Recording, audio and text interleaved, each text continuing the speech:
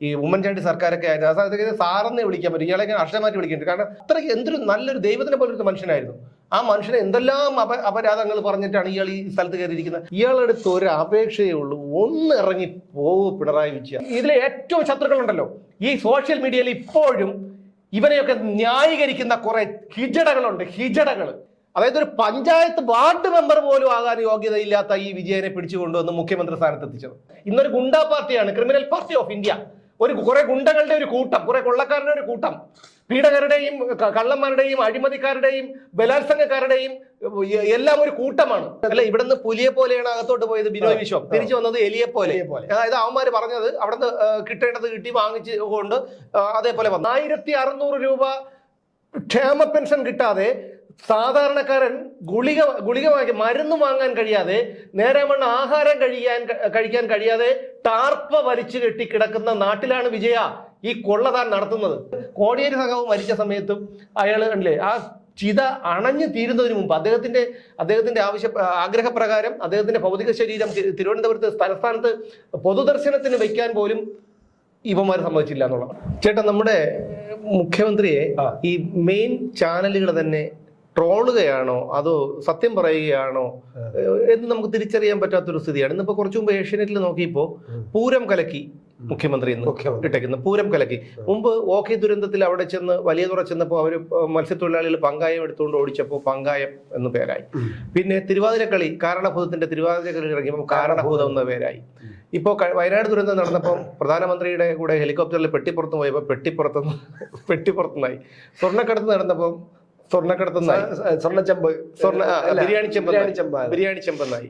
അങ്ങനെ നിരവധി പൂരം കലക്കിന്ന് ഏഷ്യാനെറ്റ് തന്നെ പറയുമ്പോൾ നമുക്ക് അതിലൊന്നും പറയാനില്ല. അതിന് മനോരമയാണ് ആ സാധനം പോയിക്കൊണ്ട് വന്നത്. മനോരമയാണ് അത് പിന്നെ ഒരു വിവരാവകാശം കൊടുത്തു. പിന്നെ അതുപോലെ തന്നെ ശബരിമല വിഷയം നടക്കുമ്പോൾ പന്തളത്ത് കല്ലേറിൽ മരണപ്പെട്ട ചന്ദ്രൻ ഉണ്ണിത്താന്റെ പോസ്റ്റ്മോർട്ടം റിപ്പോർട്ട് കിട്ടുന്നതിന് മുമ്പ് തന്നെ പറഞ്ഞു ഇത് ഹൃദയാഘാതമാണ്. അങ്ങനെ ഡോക്ടർ എന്നുള്ള പേരും കിട്ടും. അന്ന് അങ്ങനെ ഡോക്ടർ എന്നുള്ള ഒരു പേര് കിട്ടി. അന്വേഷണം. അപ്പൊ ഒരു ശാശ്വതമായിട്ടുള്ള ഒരു പേരിൽ ഉറച്ചു നിൽക്കാൻ അദ്ദേഹം തയ്യാറല്ല. കാരണം എന്ന് വെച്ചാൽ ഇപ്പം ചാനലിപ്പോ ട്രോളർമാർ വരെ പേടുന്നതിന് അദ്ദേഹത്തിന് എന്ത് പറയാൻ പറ്റും? അദ്ദേഹത്തിന് അതിനെ കുറിച്ച് കയ്യിൽ ഓരോ ട്രോളർമാര് ട്രോൾ ചെയ്തല്ലെന്നേ ഞാൻ പറയുന്നതല്ല, ഞാൻ അങ്ങനെ പറയുന്നില്ല.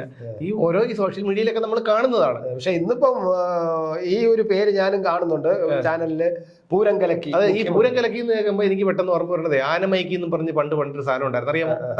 ആനമൈക്ക് ഇത് കുടിക്കണം മദ്യം, അതായത് മറ്റേ വ്യാജ മദ്യം, അതാണ് ആനമൈക്കി. അത് വീട്ടിലായപ്പോ ആ പേരിലൊരു കഥാപ്രസംഗം ഇറക്കി, ആനമൈക്കി എന്ന് പറഞ്ഞിട്ട്. അപ്പൊ അതുപോലെയാണ് ഇപ്പൊ പൂരം കലക്കി എന്നും പറഞ്ഞിട്ട് ഒരു ഗർഭം കലക്കി അമ്മുട്ടൊക്കെ ഉണ്ട് അല്ലേ? ഗർഭം കലക്കി അമ്മുട്ടൊക്കെ പൂരം കലക്കി മുഖ്യമന്ത്രിയെ പൂരം കലക്കി എന്നൊക്കെ അത് ചാനലുകൾ ഇങ്ങനെ എഴുതി കാണിച്ചുകൊണ്ടിരിക്കുകയാണ്. അത് പ്രധാനമായിട്ട് പറഞ്ഞത് കെ മുരളീധരനാണ് അങ്ങനെ പറഞ്ഞതാണ്. പൂരം കലക്കിയാണ് കേരള മുഖ്യമന്ത്രി. അല്ല, പക്ഷെ ഒരു അപേക്ഷ ഇയാളെടുത്ത് ഒരു അപേക്ഷയേ ഉള്ളൂ, ഒന്ന് ഇറങ്ങി പോവൂ പിണറായി വിജയൻ. അങ്ങനെ നമുക്ക് പറയാൻ പറ്റില്ലല്ലോ. എന്താ ചേട്ടാ, ഈ കേരളത്തിൽ ജീവിക്കുന്ന ഒരു മനുഷ്യനെന്നുള്ള നിലയിൽ ഇത്രയും നാണം കെട്ട ഒരു മുഖ്യമന്ത്രി പൊതുജനങ്ങളെയോ മാധ്യമങ്ങളെയോ സ്വന്തം പാർട്ടിക്കാരെയോ അണികളെയോ എന്തിന് നിയമ സംവിധാനത്തെ പോലും നോക്കി കൊഞ്ഞനം കാണിക്കുകയാണ് ഇയാള്. അല്ല, ഞാൻ ചോദിക്കട്ടെ, നമ്മുടെ ഈ സുമേഷ് പറഞ്ഞില്ലേ ഇറങ്ങിപ്പോയിരുന്നെങ്കിൽ ഇത്ര ജീർണിക്കുമായിരുന്നോ, ഇത്ര മോശമാവുമായിരുന്നോ?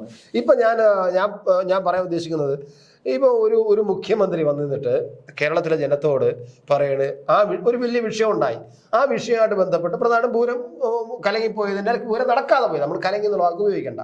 പൂരം നടക്കാതെ ആയിക്കോട്ടെ, പൂരം നടക്കാതെ പോയപ്പോ വലിയ പ്രശ്നമായപ്പോ, അത് വലിയ പ്രതിഷേധമായപ്പോ മുഖ്യമന്ത്രി പൊതുജനത്തിന് മുമ്പ് വന്നിട്ട് പ്രഖ്യാപിച്ചു, പൂരം അങ്ങനെ സംഭവിച്ചിട്ടുണ്ടെങ്കിൽ നടക്കാതെ പോയെങ്കിൽ വലിയ സങ്കടകരമായ കാര്യമാണ്, ഒരിക്കലും നടക്കാൻ പാടില്ലാത്തതാണ്, അതിനെ അന്വേഷിക്കാൻ വേണ്ടി പ്രത്യേക സമിതി ഉണ്ടായി കഴിഞ്ഞു, അന്വേഷിക്കാനുള്ള ചുമതലയും കൊടുത്തു കഴിഞ്ഞു, അന്വേഷിക്കും. ഒരാഴ്ചക്കകത്ത് അന്വേഷിച്ച് റിപ്പോർട്ട് എത്തിച്ചു കഴിഞ്ഞാൽ കർശനമായ നടപടി, ആരായാലും മുഖം നോക്കാതെ നടപടിയെടുക്കും. ഇതാണ് പറഞ്ഞത്. പക്ഷെ ഒരു മുഖ്യമന്ത്രിയാണോ ഒന്ന് കേരളത്തിന്റെ ജനത്തിന്റെ മുമ്പ് ഒന്ന് പറയുന്നത്? സ്വാഭാവികമായിട്ടും അവിടെയാണ് ഞാൻ ഒരു കാര്യം ചോദിച്ചോട്ടെ, ഒറ്റ കാര്യം.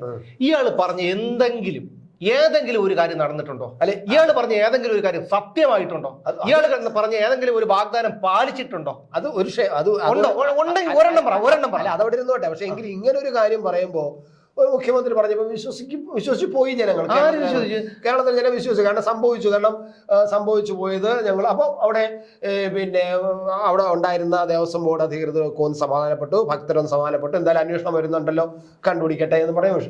പക്ഷെ ഒരാഴ്ചക്കകം ജനങ്ങളുടെ മുമ്പ് പറഞ്ഞ ഒരു മുഖ്യമന്ത്രി 5 മാസം കഴിഞ്ഞിട്ട് ആ റിപ്പോർട്ട് എന്ത് ചെയ്തു എന്ന് ചോദിക്കാൻ തയ്യാറായിട്ടില്ല. ഒരു പോലീസ് ഉദ്യോഗസ്ഥ ഒരാളിനെ പോലീസുകാരനെ ചുമതലപ്പെടുത്തിയെങ്കിൽ ആ പോലീസ് ഉദ്യോഗസ്ഥരോട് ചോദിക്കാനുള്ള ഒരു അധികാരം അദ്ദേഹത്തിന്റെ കയ്യിൽ ജനം കൊടുത്തിട്ടുണ്ടല്ലോ. എന്തായി ഈ പൂരമായിട്ട് ബന്ധപ്പെട്ടുള്ള റിപ്പോർട്ട്? ഇവിടെ ഒരാഴ്ച കഴിഞ്ഞാൽ ഒരാഴ്ച കഴിഞ്ഞാൽ തരാൻ പറഞ്ഞേലേ, എവിടെ എന്ന് ചോദിച്ചില്ലല്ലോ. 5 മാസം ചോദിച്ചില്ലല്ലോ എന്ന് പറയാൻ, അതായത് നമ്മൾ ഈ നടന്നിട്ടില്ല അല്ല, അതായത് ഒരു വശത്തോടെ കാണിച്ചിട്ട് മറുവശത്തോടെ കണ്ണിറുക്കി കാണിച്ചു കൊടുക്കും ചെയ്യേണ്ടെന്ന്. അതല്ലേ അയാൾ ചെയ്തത്. ഇയാൾക്ക് ജനങ്ങളുടെ അടുത്ത് എന്തെങ്കിലും ഒരു കൂറുണ്ടോ? എന്തെങ്കിലും ഒരു കൂറ്?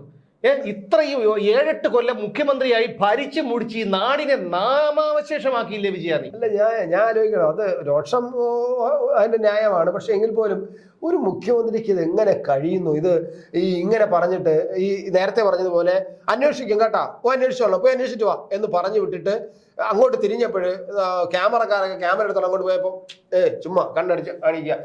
ഇതെന്തൊരു കള്ളത്തരം. അല്ല, അദ്ദേഹം അങ്ങനെ ചെയ്തില്ലെങ്കിൽ പോലും ഞാൻ നേരത്തെ പറഞ്ഞ ഒരു ഉത്തരവാദിത്വം എന്ന് പറയുന്നത് ഒരാഴ്ച കഴിഞ്ഞിട്ട് റിപ്പോർട്ട് വന്നില്ലെങ്കിൽ പോലീസിനോട് ചോദിക്കേണ്ട ഒരു അധികാരം അദ്ദേഹത്തിന്റെ കയ്യിലോട് ചോദിച്ചിട്ടില്ല. ഇപ്പൊ പോലീസ് DGP പറയുന്നത് ഇങ്ങനെ ഒരു അന്വേഷണമേ നടന്നിട്ടില്ലെന്ന്. ഇപ്പൊ ഇത് പുറത്തു വന്നപ്പോ ദ്രുതഗതിയിൽ റിപ്പോർട്ട് ആവശ്യപ്പെട്ടിരിക്കുന്നു. ഞാൻ ചോദിച്ചോട്ടെ, നമുക്ക് ഒരു നേരത്തെ ആഹാരം ഒരാൾ തന്നാൽ പോലും നമ്മളൊരു നന്ദി അയാളോട് കാണിക്കും. ഇവിടെ ഈ ജനങ്ങളാണ് ഇയാളെ, അതായത് ഒരു പഞ്ചായത്ത് വാർഡ് മെമ്പർ പോലും ആകാൻ യോഗ്യതയില്ലാത്ത ഈ വിജയനെ പിടിച്ചുകൊണ്ടുവന്ന് മുഖ്യമന്ത്രി സ്ഥാനത്ത് എത്തിച്ചത് അല്ലേ? വില കൊടുത്തോണ്ടിരിക്കുന്നു. ഇയാളുടെ സകല ചെലവും, ഇയാളുടെയും കുടുംബത്തിന്റെയും സകല ചെലവ് ഇയാൾക്ക് സ്വപ്നം കാണാൻ പോലും പറ്റില്ല. ഇപ്പം കണക്ക് വന്നിട്ടുണ്ട്, 94,000 രൂപയാണ് ഇപ്പോ കഴിഞ്ഞ മാസം ഇദ്ദേഹം 4 ലക്ഷം 94 മുടിഞ്ഞു പോകും. കാരണം 1600 രൂപ ക്ഷേമ പെൻഷൻ കിട്ടാതെ സാധാരണക്കാരൻ ഗുളിക വാങ്ങി മരുന്ന് വാങ്ങാൻ കഴിയാതെ, നേരെ വണ്ണം ആഹാരം കഴിക്കാൻ കഴിയാതെ ടാർപ്പ വലിച്ചു കെട്ടി കിടക്കുന്ന നാട്ടിലാണ് വിജയ ഈ കൊള്ള താൻ നടത്തുന്നത്. താനെ വേണമെങ്കിൽ പിടിച്ച് ജയിലിൽ കൊണ്ടിട്ടോ, തൂക്കിക്കൊന്നോ, തന്റെ കീഴിൽ ഇങ്ങനെ കുനിഞ്ഞോച്ചാരിച്ച് ജീവിക്കുന്നതിനേക്കാളും ഭേദം ചത്ത് മണ്ണടിയുന്നതാണ് വിജയ. 75 ലക്ഷം രൂപയാണ് ഒരു 6-7 മാസം മുൻപ് 2 വർഷത്തെ മുഖ്യമന്ത്രിയുടെ ചികിത്സാ ചെലവിനെന്ന് പറഞ്ഞ് എഴുതിയെടുത്തത്. അത് കഴിഞ്ഞിട്ട് ഇയാളുടെ പെണ്ണുപിള്ളെ ചികിത്സിക്കാൻ വേണ്ടിയിട്ട് 1.25 ലക്ഷം രൂപ ആയുർവേദ ആശുപത്രിയിൽ.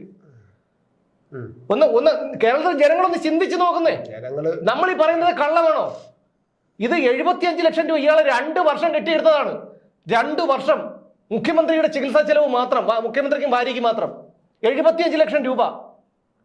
ഇവിടെ തിരുവനന്തപുരം മെഡിക്കൽ കോളേജിൽ കക്കൂസിൽ വെള്ളമില്ലാത്തതുകൊണ്ട് പാവപ്പെട്ട ജനങ്ങൾ, മെഡിക്കൽ കോളേജിൽ വരുന്ന ജനങ്ങളെ കുറിച്ച് അറിയാലോ, പാവപ്പെട്ട ജനങ്ങൾ വന്ന് 20 രൂപ കൊടുത്ത് താഴെ മിനറൽ വാട്ടർ കൊണ്ടുപോയി കാര്യം സാധിച്ചിട്ടുണ്ട്.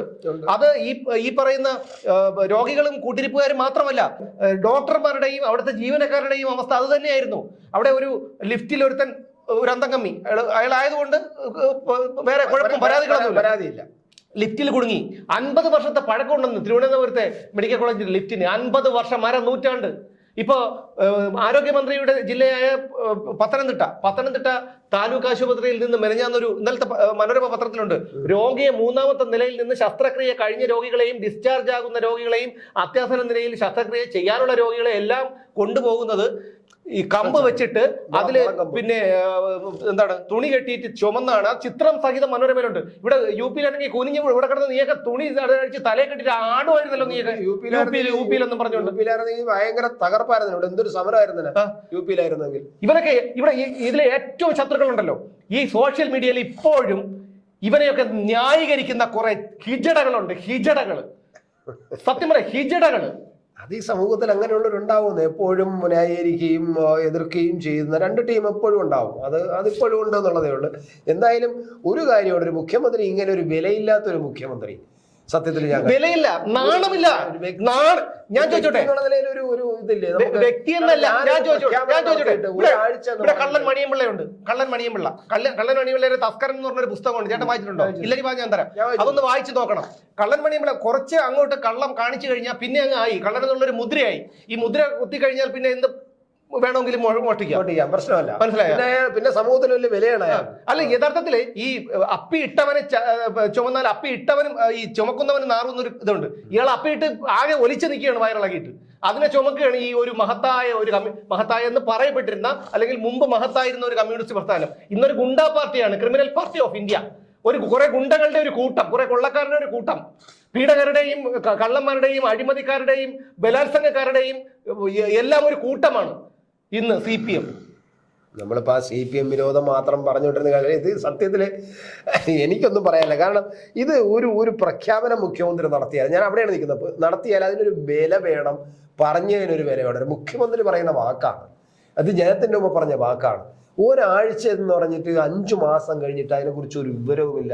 ഇപ്പം വിവരാവകാശം കൊടുത്തോ പറയുന്ന അങ്ങനെ ഒരു തീരുമാനം, അങ്ങനെ ഒരു അന്വേഷണം നടന്നിട്ടില്ല. ചേട്ടാ, ഞാനൊരു കാര്യം, ഇയാളെ പോലെ അല്ല, എന്നിട്ട് ഈ പോലീസുകാർ എവരെയൊക്കെ ചെന്നിട്ട് ഈ ദേവസ്വം ബോർഡ് ആൾക്കാരെ പാറമേക്കാവിലെയും തിരുവമ്പാടിയിലേക്ക് ആൾക്കാരെ പോയി കണ്ട് മൊഴിയെടുത്തെന്ന് അതല്ലേ ആൾക്കാർക്ക്, അതാണ് ഞാൻ അവിടെയാണ്, അതാണ് ഈ പറയുന്ന 3.5 കോടി ജനങ്ങളെ ഇയാള് പച്ചക്ക് പറഞ്ഞ വേറൊരു ഭാഷയാണ് പറയേണ്ടത്, പറ്റിക്കുകയല്ലേ ഈ 3.5 കോടി വരുന്ന ജനങ്ങളെ. അതായത് അന്വേഷണം പ്രഖ്യാപിച്ച് ഈ പറയുന്ന ഉദ്യോഗസ്ഥരൊക്കെ പോയിട്ട് വേണ്ടപ്പെട്ടവരുടെ മൊഴി എടുക്കുമ്പോൾ വിചാരിക്കും, ഉടനെ അന്വേഷണം നടന്നുകൊണ്ടിരിക്കുകയാണ്, ഇപ്പൊ ഉടനെ തന്നെ കിട്ടുന്നു. നിങ്ങൾ മലയാളികൾ നിങ്ങളൊന്ന് ചിന്തിച്ചു നോക്കി. ഇയാളുടെ ഒരു ഇവിടെ ഉമ്മൻചാണ്ടിയും അച്യുതമേനോനും ആർ ശങ്കറും EK നായനാരും KK കരുണാകരനും AK ആന്റണിയും പിന്നെ EMS ഒക്കെ ഇരുന്ന കസേരയിലാണ് ഇവിടെ കയറി ഇയാൾ ഇരിക്കുന്നത്. ഈ ഒരു വിഷയത്തിൽ ഏറ്റവും അധികം മാറുന്നത് മുഖ്യമന്ത്രിയൊന്നുമല്ല, CPI-കാരാണ്. CPI-കാര് ഇപ്പം സുനിൽകുമാർ അവിടുത്തെ സ്ഥാനാർത്ഥിയാണ് തോറ്റ സുനിൽകുമാർ പറഞ്ഞിട്ടുണ്ട്, ഞാൻ എല്ലാം തുറന്നു പറയും. എവിടെ തുറന്നു പറയാൻ? ഞാൻ ഇപ്പൊ എനിക്ക് എന്റെ കയ്യിലുള്ള ആവശ്യങ്ങളെല്ലാം ഞാൻ തുറന്നു പറയും, വേണ്ടി വന്ന് ഞാൻ ഇതെല്ലാം പറയും ജനങ്ങളോട്, അല്ലെങ്കിൽ വേണ്ടടത്തോട് പറയും. എന്റെ പൊന്നു ചേട്ടാ, ഞാൻ ചോദിച്ചോട്ടെ, ഇവിടെ നിയമസഭയിൽ മാത്യു കുഴൽനാടൻ ഈ പറയുന്ന മോളുടെ മാസപ്പടി കേസ് എടുത്തിട്ടപ്പോ തന്നെ ചാടി എണീറ്റ് പറഞ്ഞു, ദാ ഈ കൈകൾ ശുദ്ധമാണ് എന്നും പറഞ്ഞ് ഒരു അഭിനയവും കാണിച്ചുകൊണ്ട് അവിടെ ഇരുന്നു. സത്യം പറഞ്ഞാൽ ഒരുപക്ഷെ ഈ ചോദ്യം ആരോപണം ഉന്നയിച്ച മാത്യു കുഴൽനാടൻ പോലും അന്തം വിട്ടുകയാണ്. ദൈവമേ, ഞാൻ തെറ്റിദ്ധരിക്കപ്പെട്ടോ. പിന്നീടാണ് അറിയുന്നത്, 3ന്റെ അന്ന് SFIO മറ്റേ ഷോൺ ജോർജിന്റെ അറിയുന്നത്. എങ്ങനെയാണ് ഒരു മനുഷ്യൻ ഇങ്ങനെ കള്ളം? ഞാൻ ചോദിച്ചോട്ടെ ചേട്ടാ, നമ്മളൊരു കള്ളം പറയുമ്പോൾ നമ്മുടെ മുഖത്തെങ്കിലും അത് പ്രതിഫലിക്കും. എന്താണെന്നറിയാമോ, നമ്മൾ ഈ പിന്നെ സ്വതസിദ്ധം ജന്മന നമ്മൾ കള്ളന്മാരല്ലാത്തത് കൊണ്ടാണ്. പക്ഷെ ഇയാളുടെ മുഖത്ത് പോലും അത് പ്രതിഫലിക്കില്ലെന്നുള്ളത് അതെന്തുകൊണ്ടാണ് ഞാൻ ആദ്യം പറഞ്ഞല്ലോ, ഇപ്പൊ പറഞ്ഞല്ലേ. കോട്ടെ, എന്തായാലും ഈ CPI-കാരനെ എന്ത് ചെയ്യും? അതാണ് നമ്മൾ ചർച്ച ചെയ്യേണ്ടത്. CPI-കാർ എന്ത് ചെയ്യും? വേറെന്ന് പറഞ്ഞിട്ടുണ്ട്, ഇടതുമുന്നണിയില് ഉടൻ തന്നെ മറ്റേ ADGP നീക്കണമെന്ന് പറഞ്ഞ് ചെന്ന് പറഞ്ഞ് അന്വേഷണം നടക്കില്ല, അന്വേഷണം കഴിയിട്ടെന്ന് പറഞ്ഞു. എന്നിട്ട് അദ്ദേഹം പുറത്തിറങ്ങി പറഞ്ഞു, അന്വേഷണം അനിശ്ചിതകാലം നീട്ടിക്കൊണ്ടുപോകാൻ ഒക്കൂല, അതും ബിനോയ് പറഞ്ഞു. ഇങ്ങനെയാണെങ്കിൽ ഒരാഴ്ച പറഞ്ഞ അന്വേഷണം 5 മാസമായിട്ട് ഒരിടത്തും എത്തിയില്ല. ഇവിടുന്ന് പുലിയെ പോലെയാണ് അകത്തോട്ട് പോയത് ബിനോയ് വിശ്വം, തിരിച്ചു വന്നത് എലിയെ പോലെ. അതായത് അവന്മാര് പറഞ്ഞത് അവിടുന്ന് കിട്ടേണ്ടത് കിട്ടി, വാങ്ങിച്ച് കൊണ്ട് അതേപോലെ വന്നു. പക്ഷേ പ്രകാശ് ബാബു എന്ന ആർജവമുള്ള ഒരു CPI നേതാവ്, അദ്ദേഹത്തിന് എതിരെ ഒരു അഴിമതി ഉന്നയിക്കാൻ പറ്റില്ല. കാനം രാജേന്ദ്രനൊക്കെ പല കാര്യങ്ങളും ഉണ്ടായിരുന്നു, അത് പലർക്കും അറിയാവുന്ന ഒരു കാര്യമാണ്. ബിനോയ് വിശ്വത്തിനും എന്തെങ്കിലുമൊക്കെ പേടിക്കണമായിരിക്കും, അതുകൊണ്ടാണല്ലോ അയാൾ ഇങ്ങനെ പിന്നെ അടിമത്ത മനോഭാവത്തോടു കൂടി ഇപ്പോഴും പിണറായി വിജയന്റെ മുമ്പിൽ ഇരിക്കുന്നത്. പക്ഷേ പ്രകാശ് ബാബുവിന് അത് വേണ്ട എന്നാണ് എനിക്ക് ഇതുവരെയുള്ള ഒരു ഇത് രാഷ്ട്രീയ തീരുമാനമാണ്, CPI-യുടെ രാഷ്ട്രീയ തീരുമാനമാണെന്ന്. ഞാൻ ചോദിക്കുന്നത്, എന്തിനാണ് ഇത്രയ്ക്കും നാണം കെട്ട് ഇവരോടൊപ്പം ഈ ഒരു ഘടകകക്ഷിയായി ഇവർ കടിച്ചു തൂങ്ങുന്നത്? 10-17 MLA-മാരില്ലേ ഇവർക്ക്? 10-17 MLA-മാരുണ്ട്. ഇവർക്ക് ഇങ്ങനെ പോകാനേ ഒക്കൂ? ഇവർക്ക് അല്ല, ഇവര് മാറി ഒന്ന് UDF-ലോട്ട് പോട്ടെ. പിന്നെ അടുത്ത ജോസ് കെ മാണിക്ക് കൊണ്ട് 4-5 MLA-മാര്. അവിടെയും ചവിട്ടി തേക്കുകയാണ്. അവിടെ നമ്മള് തോമസ് ചാഴിക്കാടനെ ഇട്ട് പൊതുവേദിയിലിട്ട് അവമാനിച്ചത് അറിയാമല്ലോ. അതായത് അവിടെ അവരും ഇതാണ്. അപ്പൊ ഈ ഘടകകക്ഷികളെല്ലാം കൂടെ മാറിക്കഴിഞ്ഞാൽ ഉജ്ജ്വലമായി. അല്ല, ഘടകകക്ഷി മാറില്ല. CPI ഒരു കാരണവശാലും മാറില്ല. CPI എന്തോ ഇതാണ് ഭയങ്കര ഇടതുപക്ഷം. അല്ല, CPI മാറില്ല എന്ന് നമുക്ക് പറയാൻ പറ്റില്ല. കാരണം എന്ന് വെച്ചാൽ ഇന്ത്യ മുന്നണിയുടെ ഭാഗമാണ് ഡൽഹിയിൽ CPI. അത് തന്നെ, അത് ഇടതുപക്ഷത്തിന്റെ ഭാഗമായിട്ട് ആണല്ലോ. പക്ഷെ വേറെ കാര്യമുണ്ട്, അല്പമെങ്കിലും ഒരു അന്തസ്സുള്ള, അതായത് ഈ പ്രകാശ് ബാബുവിനെ പോലെയുള്ള ഇന്ന് CPI അണികൾ പോയിട്ട് CPM അണികൾ തന്നെ അസംതൃപ്തരാണ്. കാരണം ഇയാളെ പ്രാകാത്തൊരു മനുഷ്യനില്ല.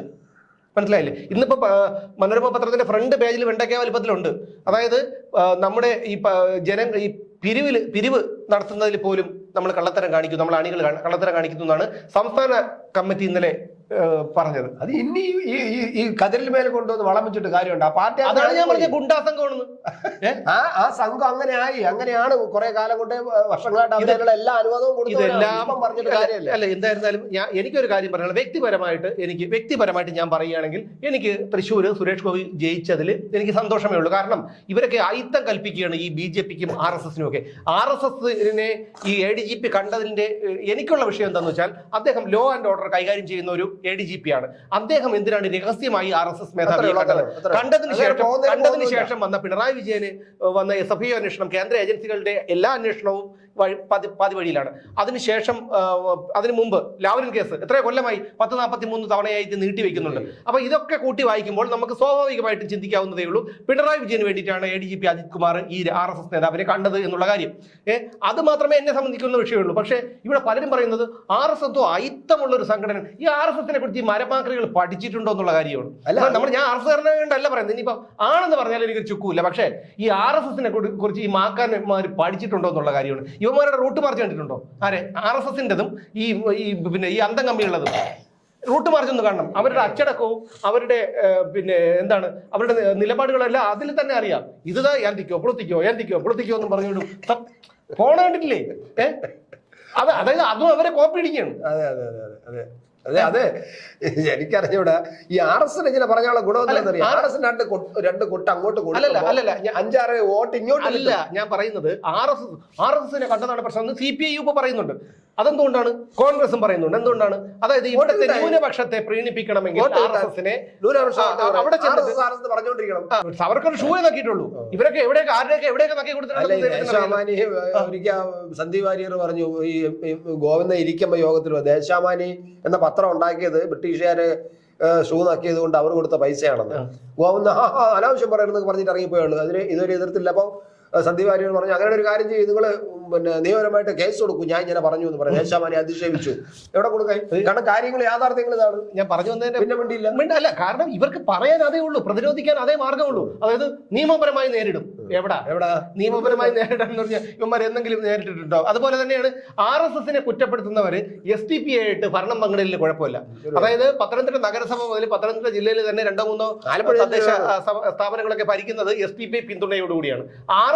SDPI എന്നുണ്ടായി, SDPIയുടെ ചരിത്രം എന്താണ്, RSS എന്നുണ്ടായി, മാതൃസംഘടന ഏതാണെന്ന് അറിയാമല്ലോ. RSSന്റെ ചരിത്രം എന്താണെന്ന് ഉള്ള കാര്യം യുവമാർക്ക് അറിയാം. അപ്പൊ ഈ ന്യൂനപക്ഷങ്ങളെ പ്രീണിപ്പിക്കാൻ വേണ്ടി മാത്രമാണ് യുവമാർ ഇപ്പൊ ഈ RSSന്റെ ഇത് തള്ളിക്കൊണ്ടിരിക്കുന്നത് എന്നുള്ളതാണ് മറ്റൊരു വസ്തുത. വസ്തുതയല്ല, അതാണ്. കാരണം ഈ കേരളത്തിൽ കുറച്ച് വോട്ട് എപ്പോഴും കിട്ടും. പക്ഷെ അത് തീർന്നു. ജയരാജൻ വന്നിട്ട് അതിനെ മറിക്കാൻ പോകുന്നു. ജയരാജൻ ഇപ്പോ വോട്ടുകൾ അതേക്കുറിച്ച് നമുക്ക് വരാം. അതേപോലെ ഞാൻ പറഞ്ഞു വന്നത് വ്യക്തിപരമായിട്ട് ഞാൻ തൃശ്ശൂരിൽ സുരേഷ് ഗോപി ജയിച്ചതിൽ സന്തോഷിക്കുന്ന ഒരാളാണ്. കാരണം ഇവരൊക്കെ ഈ അയിത്തം BJPക്ക് കൽപ്പിക്കുമ്പോൾ എന്തുകൊണ്ടാണ് 3ാം തവണയും BJP ഇവിടെ ഇന്ത്യ ഭരിക്കുന്നുണ്ട്.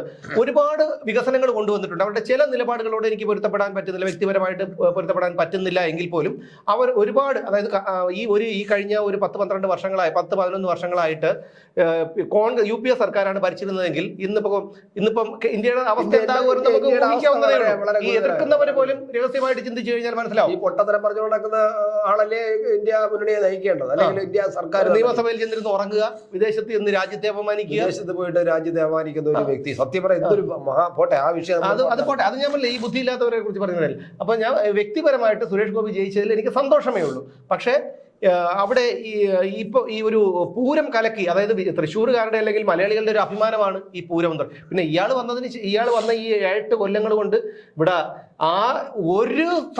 ഏതെങ്കിലും മലയാളികൾ മനസ്സമാധാനമായിട്ട് എന്തെങ്കിലും ഒരു ആഘോഷം നടത്തിയിട്ടുണ്ടോ? നിങ്ങളൊന്ന് ആലോചിച്ച് നോക്ക്. 2016 ശേഷം ഏതെങ്കിലും ഒരു മലയാളി ഏതൊരു മതസംഘടന, ഒരു മതവിഭാഗമാകട്ടെ അല്ലെങ്കിൽ എന്തോ ആകട്ടെ, ഒരു മാന്യമായും സമാധാനമായും എന്തെങ്കിലും ഒരു ആഘോഷം നടത്തിയിട്ടുണ്ടോ? എന്ത് ആഘോഷം, ഓണം വരുമ്പോഴത്തേക്കും, ബക്രീദ് വരുമ്പോഴത്തേക്കും, ക്രിസ്മസ് വരുമ്പോഴത്തേക്കും, എന്ത് വന്നാലും അതിന്റെ മുമ്പിൽ ഒരു ദുരന്തം വരും. നല്ലതല്ലേ, കാശുണ്ടായി കൂടെ. ദുരന്തം വരും. അല്ലാതെ ഇന്നത് വരെ ചേട്ടാ ഈ പറയുന്നത് പോലെ ഈ ഉമ്മൻചാണ്ടി സർക്കാരൊക്കെ ആയിരുന്നു സാറെന്ന് വിളിക്കാൻ പറ്റും. ഇയാളെ അക്ഷരമാറ്റി വിളിക്കുന്നുണ്ട്. കാരണം സാറെന്ന് അത്രയ്ക്ക് എന്തൊരു നല്ലൊരു ദൈവത്തിനെ പോലെ ഒരു മനുഷ്യനായിരുന്നു. ആ മനുഷ്യനെ എന്തെല്ലാം അപരാധങ്ങൾ പറഞ്ഞിട്ടാണ് ഇയാൾ ഈ സ്ഥലത്ത് കയറിയിരിക്കുന്നത്. അന്നൊക്കെ നമ്മൾ പാസ് എടുത്തു കഴിഞ്ഞാൽ സെക്രട്ടേറിയറ്റിൽ കയറാം. ഇന്ന് പാസ് എടുത്ത് പോയി കഴിഞ്ഞാൽ പോലും കയറാൻ പറ്റൂല. അതായത് സെക്രട്ടേറിയറ്റ് ജീവനക്കാർക്ക് പോലും നിയന്ത്രണങ്ങൾ ഏർപ്പെടുത്തി എന്നാണ് അറിഞ്ഞിട്ടുള്ളത്. രാജാവ് ചക്രവർത്തി വാഴുന്ന കൊട്ടാരമല്ലേ, അപ്പൊ പിന്നെ ചക്രവർത്തിയുടെ അവിടെ പണ്ട് കൊട്ടാരത്തിൽ അങ്ങനെ കയറുമ്പോൾ എപ്പോഴും ഒരു 2-3 പടയാളികൾ ആചാരവാളികൾ. അല്ല, അവിടെ പോലും ഇത്രയും നിയന്ത്രണങ്ങളൊന്നുമില്ല. വന്ന് രാജാവിനെ കണ്ട് മുഖം കാണിക്കാൻ വന്നത് ഇന്ന കാര്യത്തിൽ ആണ് എന്ന് പറഞ്ഞു കഴിഞ്ഞാൽ അവിടെയും വിഷയമില്ല, കരുവിടും. പക്ഷെ ഇവിടെ എന്തോന്നാണ് ഇവിടെ നടക്കുന്നത്? അതായത് ഞാൻ പറയാം, എല്ലാം ഭയമാണെന്ന് അദ്ദേഹത്തിന്. ഇയാൾ ഭയമാണെങ്കിൽ ഇയാൾ 10 ദിനത്തിൽ ഇരിക്കട്ടെ, നാട്ടുകാരെ എപ്പോഴും ഭയമാണ്. അതുകൊണ്ടല്ലേ ഇത്രയും പോലീസുകാരെയും കൊണ്ട് എപ്പോഴും നടക്കുന്നത്. എപ്പോഴും ഭയമാണ്, എങ്ങോട്ട് പോകാനും ഭയമാണ്, സെക്രട്ടേറിയറ്റിനകത്ത് ഇരിക്കാനും ഭയമാണ്, ആരെങ്കിലും സന്ദർശനം വന്നാൽ അവരെയും ഭയമാണ്, എല്ലാവരെയും ഭയമാണ്. അത് ഒരു ഏകാധിപതിയുടെ തനി സ്വഭാവമാണ്. ചേട്ടാ, ഏകാധിപതിയുടേതാണ്. പക്ഷെ ഞാൻ ചോദിക്കുന്നത്, ജനങ്ങളുടെ ഇയാൾക്ക് അമേരിക്കയിൽ നിന്ന് ഭൂപടം കാണാനുള്ള ഒരു ഭാഗ്യം ഉണ്ടായിരുന്നോ ഇയാൾ രാഷ്ട്രീയത്തിൽ വന്നില്ലായിരുന്നെങ്കിൽ? അമേരിക്കയുടെ ഭൂപടം കൈ കൊണ്ടെടുക്കാനുള്ള ഒരു ഭാഗ്യം ഇയാൾക്ക് ഉണ്ടായിരുന്നോ? ആ അമേരിക്കയിൽ മൂലക്കുരുവിന് ചികിത്സിക്കാൻ പോയി. ഇപ്പോൾ സ്വപ്ന സുരേഷ് പറയുന്നതനുസരിച്ച് അവിടെ കോടിക്കണക്കിന് രൂപ ഇൻവെസ്റ്റ് ചെയ്തിട്ടുണ്ടെന്നാണ് പറയുന്നത്. പിന്നെ എത്രയോ തവണ ഇയാൾ ചികിത്സിക്കാൻ പോയി. ഇയാൾ ഇനി സഞ്ചരിക്കാനുള്ള യാത്ര എനിക്കൊന്നും ഈ വന്നു കഴിഞ്ഞാൽ ഇനിയിപ്പം ഇവിടെ ഇനി അതിനുവേണ്ടി കുറെ ആൾക്കാരെ വെച്ചിട്ടുണ്ടോന്നും അറിയില്ല. കാരണം ഭൂപടം എടുത്ത് വിരിച്ച് നോക്കിയിട്ട് ഞാൻ പോവാനുള്ള രാജ്യം ഇവിടെ ഉണ്ടോ, വേറെ എവിടെയും ഉണ്ടോ? ഇവിടെ ഡെൻമാർക്ക് പോയി, ഇവിടെ ഹംഗറി, ചൈന, ഇതെല്ലാം പോയി. ഇനി വേറെ ഏതെങ്കിലും ഉണ്ടോ എന്ന് നോക്കാൻ വേണ്ടി ചിലപ്പോൾ ആൾക്കാരെ വെക്കും. അവർക്ക് ശമ്പളവും കൊടുക്കും. നമ്മുടെ ശമ്പളം കൊടുക്കും. ഇവിടെ പോകുന്നതാണ്. അന്നൊക്കെ ഈ കോവിഡ് സമയത്തൊക്കെ പോയത് ഈ ഭാര്യയും ചെറുമകനും പിന്നെ മകളും ഉൾപ്പെടെയാണ് പോയത്. ഇപ്പൊ ലോക്സഭാ തെരഞ്ഞെടുപ്പ് ആരെടുത്തെങ്കിലും ഒരു കൂറുണ്ടോ? നാടിനോട് കൂറുണ്ടോ? പാർട്ടിയോട് കൂറുണ്ടോ? ഇയാളെ ജയിപ്പിച്ച് വിട്ട് തീറ്റിപ്പറ്റുന്ന ജനങ്ങളോട് കൂറുണ്ടോ? ഉണ്ടായിരുന്നെങ്കിൽ ഇയാൾ ഈ പറയുന്നത് പോലെ ലോക്സഭാ തെരഞ്ഞെടുപ്പ് കഴിഞ്ഞ ഉടനെ ഇയാൾ സ്വകാര്യ സന്ദർശനത്തിന് പറഞ്ഞ് മരുമോനെ കുട്ടിപ്പറക്കി പോകില്ലായിരുന്നല്ലോ. വടക്കേതിൽ പാർട്ടി സ്ഥാനാർത്ഥിയെ മത്സരിച്ചുകൊണ്ടിരിക്കുകയാണ്. കാരണം ഒരു കനലൊരു തരി എന്ന് പറയുന്നത് പോലെ രാജ്യത്തെ ഏക കമ്മ്യൂണിസ്റ്റ് മുഖ്യമന്ത്രിയാണ്. അതുപോലെ ഇയാൾക്ക് അല്പമെങ്കിലും മനുഷ്യത്വം ഉണ്ടായിരുന്നെങ്കിൽ എത്രയോ കൊല്ലങ്ങളായി കോടിയേരി ബാലകൃഷ്ണൻ ഇയാളോടൊപ്പം നടന്ന് പ്രവർത്തിച്ചൊരു മനുഷ്യനാണ് കോടിയേരി ബാലകൃഷ്ണൻ. അദ്ദേഹം എന്തോ ആയിക്കോട്ടെ, ഒരു സൗമ്യമായിട്ടുള്ള ഒരു മുഖം. ഈ പിന്നെ എന്താണ് ചേട്ടാ, ഈ നല്ല ആൾക്കാരെ ദൈവം ആദ്യം കൊണ്ടുപോകുന്നു പറഞ്ഞാൽ കറക്റ്റാണ് കേട്ടോ. ഇതൊക്കെ കേൾക്കുമ്പോഴാണ് നമുക്ക് തോന്നുന്നത്. അപ്പൊ എന്തായാലും കോടിയേരി സഖാവ് മരിച്ച സമയത്തും അയാൾ അല്ലേ ആ ചിത അണഞ്ഞു തീരുന്നതിന് മുമ്പ് അദ്ദേഹത്തിന്റെ ആഗ്രഹപ്രകാരം അദ്ദേഹത്തിന്റെ ഭൗതിക ശരീരം തിരുവനന്തപുരത്ത് തലസ്ഥാനത്ത് പൊതുദർശനത്തിന് വെക്കാൻ പോലും ഇവന്മാർ സമ്മതിച്ചില്ല എന്നുള്ളതാണ്. ഒടുവിൽ എന്താണ്, അദ്ദേഹത്തിന് ചിത കത്തി തീരുന്നതിന് മുമ്പ് പിറ്റേന്ന് രാവിലെ ടൂർ പോയിരിക്കുകയാണ്. ഒന്നാല് മനുഷ്യനായി, അതായത് നമ്മുടെ നെഞ്ചിനകത്തൊരു ഹൃദയം എന്ന് പറയുന്ന സാധനം ഉണ്ടല്ലോ. ഈ ഹൃദയം ഒരല്പമെങ്കിലും ഒരു ഹൃദയ അലിവോ മനസാക്ഷിയോ ഉള്ള ഒരു മനുഷ്യൻ നമ്മളോടൊപ്പം പതിറ്റാണ്ടുകളായി നമ്മളോടൊപ്പം നിന്ന് നമ്മുടെ പ്രസ്ഥാനത്തിന് വേണ്ടി നിന്ന് അങ്ങനെ നിന്ന ഒരു മനുഷ്യനോട് ആ മനുഷ്യന്റെ ചിത കത്തി തീരുന്നതിന് പോകാൻ കഴിയുമോ? വിജയനല്ലാതെ വേറെ ആർക്കെങ്കിലും കഴിയുമോ? അതിനുശേഷം അദ്ദേഹത്തിന്റെ ഭാര്യ കോടിയേരിയുടെ 1ാം ചരമവാർഷിക ദിനത്തില് അദ്ദേഹത്തിന്റെ ഭാര്യ പറഞ്ഞിരുന്നു ഇതുപോലെ അദ്ദേഹത്തിന് ആഗ്രഹം ഉണ്ടായിരുന്നു, പാർട്ടിയാണ് സമ്മതിക്കാത്തതെന്ന്. 3-ന്റെ അന്ന് അദ്ദേഹത്തിന്റെ അളിയനെ, അതായത് കോടിയേരിയുടെ ഭാര്യ വിനോദിനിയുടെ സഹോദരനെ ചീട്ട് കളിച്ച് നോക്കി. ചരിത്രത്തിൽ ആദ്യമായിട്ട് ട്രിവാൻഡ്രം ക്ലബ്ബിൽ പോലീസ് റെയ്ഡ് നടത്തി. ഒന്ന് ആലോചിച്ച് നോക്കൂ. ആ റെയ്ഡ് നടത്തി പിടിച്ചതും പോരാ, അപ്പൊ തന്നെ മാധ്യമങ്ങളെ അറിയിച്ചു എന്നുള്ളതാണ്. അല്ലേ? അതിലെല്ലാം ഉണ്ടായിരുന്ന ആളാണ് മറ്റേ കക്ഷി, ഇപ്പം ഇങ്ങനെ നിൽക്കുന്ന കക്ഷി. ഇതിനെല്ലാം കൂട്ടുനിന്ന ആളാണ്. അല്ല, പിന്നെ ഞാൻ ഈ പറഞ്ഞല്ലേ, ഇത് ഇയാളെ പറ്റി സത്യം പറഞ്ഞു കഴിഞ്ഞാൽ ശാന്തമായി സംസാരിക്കണം എന്ന് വിചാരിച്ചിട്ടാണ് വരുന്നത്. ഈ റോഡിലോട്ട് ഇറങ്ങിക്കഴിഞ്ഞാൽ ഈ ഫ്ലെക്സിലോട്ട് നോക്കുമ്പോൾ ഇത് കാണുമ്പോൾ ചേട്ടാ സത്യം, ഈ ചുമപ്പ് കണ്ടു കഴിഞ്ഞാൽ കാളയ്ക്ക് വെകിളി പിടിക്കും എന്ന് പറഞ്ഞ കണക്കാണ്. സത്യം ഇയാളെ കാണുമ്പോൾ കലിയാണ്. സത്യമാണ്. എത്രയോ നമ്മൾ എന്താണ് നല്ല പ്രവൃത്തി ചെയ്തു കഴിഞ്ഞാൽ നമുക്കൊരു മനുഷ്യനോട് വൈരാഗ്യം തോന്നേണ്ട കാര്യമുണ്ടോ, അല്ലെങ്കിൽ അമർഷം തോന്നേണ്ട കാര്യമുണ്ടോ? നല്ല പ്രവൃത്തി ചെയ്തു കഴിഞ്ഞാൽ. ഇവിടെ ചേട്ടാ ഒരു കാര്യം ഒന്ന് ആലോചിച്ച് നോക്ക്. ഈ വയനാട്ടിൽ ഇത്രയും ജനങ്ങൾ കിടന്ന് കഷ്ടപ്പെട്ടവരുടെ എല്ലാം പോയി. എന്നിട്ടും 1500 വീടുകൾ ആദ്യപടി നിർമ്മിക്കുന്നതാണ് ഇന്നിപ്പോ കെ രാജൻ പറഞ്ഞിരിക്കുന്നത്. എന്ത് കിഴങ്ങെടുത്തിട്ട് നിർമ്മിക്കും പറയാം, പക്ഷെ നടക്കണ്ടേ? വീട് നിർമ്മിച്ച് ഒരു 10 പൈസ സർക്കാരിന് ചെലവില്ലാതെ ഞങ്ങൾ വീട് നിർമ്മിച്ചു കൊടുത്തു കൊള്ളാമെന്ന് പലരും വാഗ്ദാനം മുന്നോട്ട് വെച്ചിട്ട് അതൊന്നും വേണ്ട. അപ്പൊ ഇത്തരത്തിൽ ജനങ്ങളെ കബളിപ്പിക്കുക. ഇവിടെ ആഹാരം കഴിക്കാൻ ഇല്ലാത്ത ആൾക്കാരുണ്ടറിയാമോ? വസ്ത്രം ധരിക്കാൻ കഴിയില്ലാത്ത ആൾക്കാരുണ്ടറിയാമോ? 4 ലക്ഷം ഊവയാണ് കൊടുക്കാൻ പോകണം. 6 ലക്ഷം ഊവ പിന്നെ ഭൂമി വാങ്ങിക്കാനും 4 ലക്ഷം ഊവ വീട് വയ്ക്കാനും 10 ലക്ഷം ഊവയാണ് നമ്മൾ കൊടുക്കണേന്ന്. അതായത് ഒരു 4 തൂണും കുഴിച്ചിട്ട് ഒരു തുണ്ട് ഷീറ്റ് മുകളിൽ ഇട്ടിട്ട് മറ്റേ കുണ്ടി വയ്ക്കാൻ വേണ്ടിയിട്ട് ഒരു കമ്പിയും വെക്കുന്നതിന് 8 ലക്ഷം രൂപ. ബസ് സ്റ്റാൻഡിൽ ഒരുത്തരം വീട് വെക്കാൻ വേണ്ടിയിട്ട് 4 ലക്ഷം രൂപ. ഓ, വല്ലാത്തൊരു കഷ്ടമാണ് അത്. ഇതൊന്നും പറഞ്ഞും അമർഷം കൊണ്ടിട്ട് കാര്യമില്ല. BP കയറി ചിലപ്പോൾ അറ്റാക്ക് ഒന്ന് ചത്തുപോകും, അല്ലാതെ വേറെ ഒന്നുമില്ല. ഇയാളെ പറ്റി കേൾക്കുന്നത് തന്നെ കലിയാണ്. ഇത്രയും രൂക്ഷമായിട്ട് ഞാൻ ഇതുവരെ പ്രതികരിച്ചിട്ടില്ല. പക്ഷേ ഒന്ന് ആലോചിച്ച് നോക്ക്, ഈ ഇത്രയും കള്ളത്തരം പൂരം കലങ്ങിയതിനെ കുറിച്ച് അന്വേഷിക്കാൻ വേണ്ടി റിപ്പോർട്ട് ചെയ്തിട്ട് അങ്ങനെ ഒരു സംഭവമേ ഇല്ലെന്ന് DGP പറയുമ്പോൾ ഇയാളൊരു മനുഷ്യനാണ്. നാളെ തിരുത്തു വരും DGP. അങ്ങനെയൊന്നുമില്ല, ഞങ്ങൾ അവിടെ ഇന്ന കേസ് നടപ്പുണ്ട്, എന്നെ എല്ലാം പറയുന്നു. ഇപ്പൊ DGP നാളെ വരും. കാരണം DGPക്ക് നിന്നുകൊണ്ടേ നോക്കിക്കോ, നാളെ DGP മറുപടി വരും. അങ്ങനെയൊന്നുമില്ല, അത് വിവരാവകാശം തെറ്റാണ് എന്നൊക്കെ പറഞ്ഞുകൊണ്ട് വരും. പിന്നെ ഒരു കാര്യമാണ്, അതായത് ചരിത്രത്തിൽ ഇന്നേ വരെ കേരള രാഷ്ട്രീയത്തിൽ എന്നല്ല, ഇന്ത്യൻ രാഷ്ട്രീയത്തിൽ വരെ വളർത്തുമൃഗങ്ങൾ പോലും വെറുക്കുന്ന ഒരു മനുഷ്യനാണ്, ഒരു ഭരണാധികാരിയാണ് പിണറായി വിജയൻ. സത്യം പറയാം, ഇത്രയ്ക്കും ഒരു ജനങ്ങളോട് കൂറില്ലാത്ത, അല്ലെങ്കിൽ ഇത്രയും നന്ദി കെട്ട, അല്ലെങ്കിൽ ഒരു മനുഷ്യത്വം ഇല്ലാത്ത മറ്റൊരു മുഖ്യമന്ത്രി ഇന്ന് വരെ ഇത്രയും നുണ പറയുന്ന പെരുന്നുണ ഈ മാധ്യമങ്ങളുടെ മുന്നിലും പൊതുസമൂഹത്തിലും പിന്നെ നിയമസഭയിലും പോലും പറയുകയും ആളുകളെ തെറ്റിദ്ധരിപ്പിക്കുകയും ചെയ്തിട്ട് ഉളുപ്പില്ലാതെ നടക്കുന്ന ഇയാളെപ്പോലെ ഇത്രയ്ക്കും അധപതിച്ചൊരു രാഷ്ട്രീയക്കാരൻ ഈ ഇന്ത്യൻ രാഷ്ട്രീയ ചരിത്രത്തിലില്ല എന്ന് ചരിത്രം തന്നെ രേഖപ്പെടുത്തും.